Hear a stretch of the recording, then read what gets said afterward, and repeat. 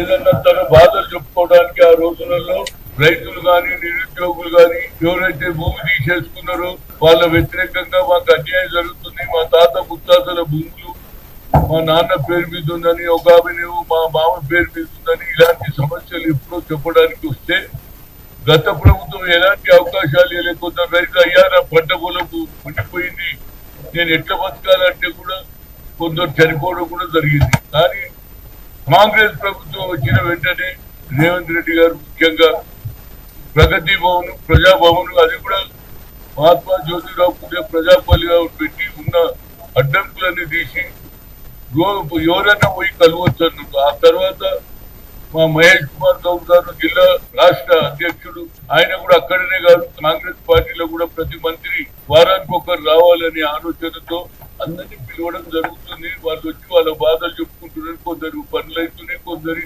Pending లో ఉంటున్నారు. Pending లో అంటే ఇమీడియట్ గా గవర్నమెంట్ వాళ్ళు కొన్ని కేసులు, కొన్ని కోర్టులో కేసు ఉన్నప్పుడు దాని మీద మీరు ఏం చేయలేని పని. కానీ కొందరికి కలెక్టర్లకు అధికారాలు ఉన్నాయి, కొన్ని కోర్టుల కేసున్నా వాళ్ళు పేద ప్రజల గురించి వాళ్ళు లాయర్లు పెట్టుకోలేరు. కాబట్టి అలాంటి కేసులు కూడా గవర్నమెంట్ కూడా కొట్లాడాలనేది నా ఉద్దేశం.